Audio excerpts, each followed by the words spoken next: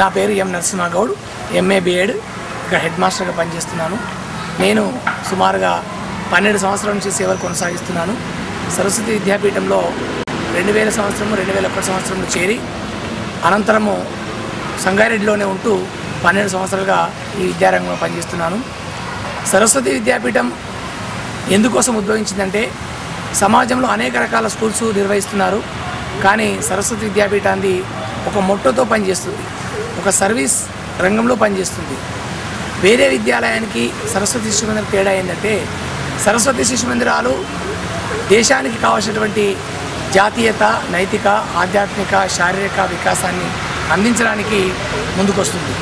విద్యార్థుల్లో సాంస్కృతిక సంప్రదాయ భావాన్ని పెంపొందించి దాన్ని సమాజంలో అందరికీ కూడా అందించాలనే లక్ష్యంతో ఇది పనిచేస్తుంది. ఇది 1952లో గోరఖ్పూర్లో ప్రారంభమై మన ఆంధ్రప్రదేశ్లో సుమారుగా 1973లో నిర్మల్, ఆదిలాబాద్ జిల్లాలో ఉన్నటువంటి నిర్మల్ గ్రామంలో ప్రారంభమైంది. అది అంచెలంచెలుగా ఎదిగి సుమారు నేడు రాష్ట్ర వ్యాప్తంగా 420 పాఠశాలలు కొనసాగుతున్నాయి. ఇందులో ప్రాథమిక పాఠశాలలు ఉన్నాయి, మాధ్యమిక పాఠశాలలు ఉన్నాయి, ఉన్నత పాఠశాలలు కూడా అంగరంగ వైభవంగా ఉత్తమ ఫలితాలను సాధిస్తూ ఉన్నాయి. సంగారెడ్డి శిశు మందిర్కు సంబంధించి ఇది 1971లో రామాలయంలో ప్రారంభించబడింది. అనేక విధాలుగా అనేక శాఖోపశాఖలుగా అభివృద్ధి చెంది సంగారెడ్డిలో రామ్ మందిర్, భవానీ మందిర్, ఉన్నత పాఠశాల మరియు ప్రశాంత్ నగర్, ఇలా సంగారెడ్డిలో 4 శాఖలుగా వెదజల్లుతుంది. అనేక మంది విద్యార్థులకు అనేక రకాల ఉత్తమ విద్యను అందిస్తూ వారు ఉన్నత రంగంలో అభివృద్ధి పథంగా నడుస్తూ అనేక ఉన్నత శిఖరాలను అధిరోహించినారు. అనేక మంది విద్యార్థులకు కూడా ప్రతి సంవత్సరము చక్కటి ఫలితాలు అందిస్తూ IIITలో కూడా మన సంగారెడ్డి డివిజన్లో చూసినట్టయితే ఇప్పటి వరకు IIITలో మనకు 4 సీట్లు రావడం జరిగింది. అంతేకాకుండా విద్య, వైజ్ఞానిక, ఆధ్యాత్మిక రంగాల్లో విశిష్ట కృషిని అందిస్తుంది. అంతేకాక సైన్స్ ఫేర్, అలాగే జిల్లా స్థాయి, రాష్ట్ర స్థాయి, అఖిల భారత స్థాయి, ఇలా 3 స్థాయిల్లో సైన్స్ ఫేర్ను ప్రతి విద్యా సంవత్సరం కూడా నిర్వహిస్తుంది. అంతేకాకుండా ఖేల్కూద్, విద్యార్థులు కేవలము విద్య మాత్రమే సంబంధించి కాకుండా వాడు శారీరకంగా ఎదగాలనే ఉద్దేశంతో ప్రతి విద్యా సంవత్సరం కూడా శారీరకంగా ఉండడానికి వాళ్ళకు వ్యాయామం చేయిస్తూ యోగ వ్యాయామం, డంబుల్స్, యోగ్ చాప్, చెక్క భజన, కోలాటం తదితర అంశాలను నేర్పుతూ, ఇవే కాకుండా తనను తాను రక్షించుకోవడానికి నియుద్ధ అంటే కరాటే, దాన్ని కూడా ప్రతి వారంలో 2 సార్లు నియుద్ధం కూడా నేర్పడం జరుగుతుంది.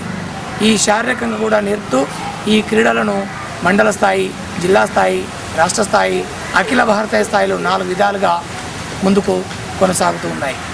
ఇది కేవలము సేవాపరంగా మాత్రమే ఈ సంస్థ పనిచేస్తుంది. ఎలాంటి లాభాలను ఆర్జించి కానీ ఎలాంటి ప్రాపర్టీని సంపాదించాలనే ఉద్దేశంతో ఇది నడవడం లేదు. కేవలము మంచి విద్యను అందించాలనే సంకల్పంతో దినదిన అభివృద్ధి చెందుతూ అనేక మంది యొక్క మన్ననలు పొందుతూ నేటి వరకు సుమారుగా 22 SSC బ్యాచ్లను బయటికి పంపింది. అంటే సుమారుగా 4000 మంది SSC విద్యార్థులను బయటికి పంపింది. అనేక మంది ఈ యొక్క పాఠశాలను చదువుకొని జిల్లా కలెక్టర్గా ఎదిగినటువంటి కృషి ఈ పాఠశాలకు ఉంది. ఈ పక్కన ఉన్నటువంటి గ్రామంలో, సరాపల్లె గ్రామంలో దేవి ప్రసాద్ అనే విద్యార్థి కలెక్టర్గా ఎదిగి ఇప్పుడు పశ్చిమ బెంగాల్లోని కఠువా జిల్లాలో కలెక్టర్గా సేవలు అందిస్తున్నాడు. కాబట్టి ఆ విద్యార్థికి ఈ పాఠశాల తరఫున అభినందనలు తెలియజేస్తున్నాం. అంతేకాకుండా అనేక సాఫ్ట్వేర్ కంపెనీలో, హార్డ్వేర్ కంపెనీలో వివిధ రంగాల్లో విద్యార్థులు తన యొక్క ప్రతిభను చాటుతూ దేశానికి, రాష్ట్రానికి ఎనలేని సేవను చేస్తున్నారు. నేడు సమాజం అంతా కూడా ఇంగ్లీష్ మీడియం వైపు పరుగులు తీస్తుంది. అయితే మన విద్యార్థులు కూడా తెలుగు మీడియం చదువుకున్నప్పటికీ ఇంటర్మీడియట్, డిగ్రీ స్థాయిలో వెళ్ళినప్పుడు కాస్త ఇంగ్లీష్లో తడబడుతున్నారని పేరెంట్స్ కోరడం జరిగింది. దాన్ని దృష్టిలో పెట్టుకొని ఈ విద్యా సంవత్సరం నుంచి మన దగ్గర కూడా ఇంగ్లీష్ మీడియం ప్రారంభించడం జరిగింది. అంటే సుమారుగా తెలుగు మీడియం ఉంటుంది, ఇంగ్లీష్ మీడియం ఉంటుంది. ఇంగ్లీష్లో ఏ విధంగా ధారాళంగా మాట్లాడాలనే ఉద్దేశంతో 1వ తరగతి నుంచి మన దగ్గర లిజన్ అండ్ స్పీక్ ఆధారంగా విద్యార్థులకి ఇంగ్లీష్ బోధన కూడా జరుగుతుంది. కాబట్టి అనేక మంది పోషకులకు తెలియజేయడం ఏమనగా, గత విద్యా సంవత్సరము ఈ విద్యా సంవత్సరం పోల్చుకుంటే ఇంగ్లీష్ మీడియంలో చాలా మార్పు వచ్చేస్తుంది.